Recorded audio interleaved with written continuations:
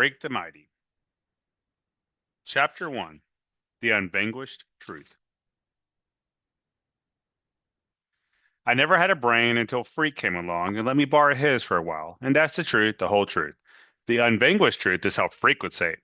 For a long time, it was him who did the talking. Except I had a way of saying things with my fists and my feet even before we became Freak the Mighty, slaying dragons and fools and walking high above the world.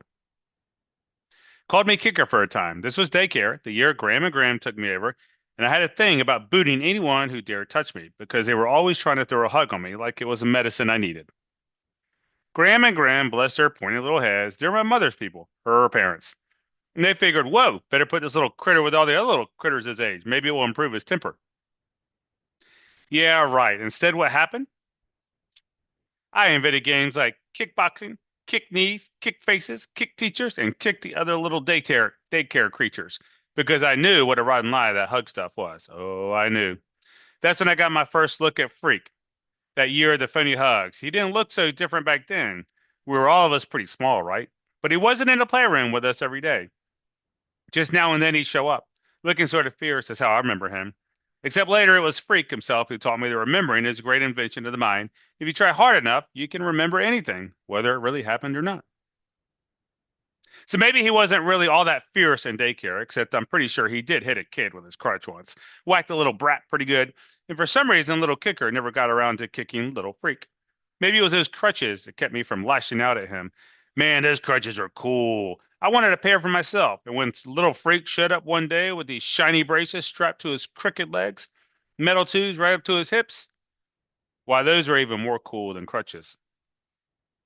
I'm Robot Man, little Freak would go, making these weird robot noises as he humped himself around the playground. Rrr, rrr, rrr. Like he had robot motors inside his legs going. Rrr, rrr, rrr. And this look, like, don't mess with me, man. Maybe I got a laser cannon hidden inside these leg braces. Smoke a hole right through you. No question, Freak was hooked on robots even back then.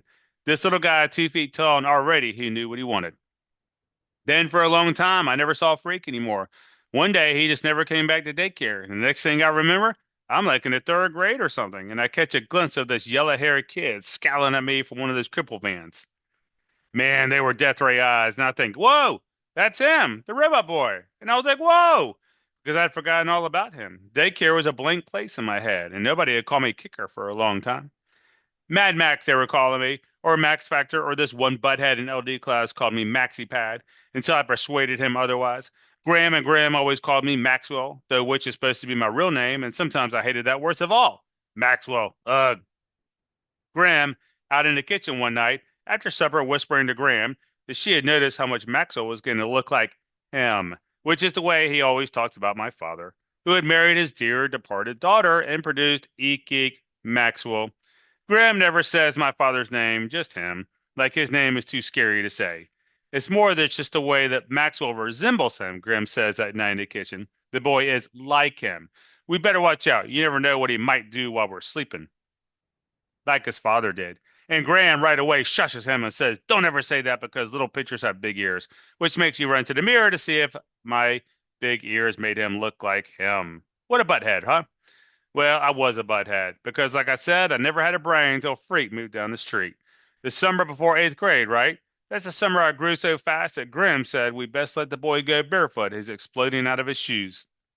That barefoot summer when I fell down a lot and the weird robot boy with white yellow hair and his weird fierce eyes moved into the duplex down the block with his beautiful brown-haired mom, the fair Gwen of Air.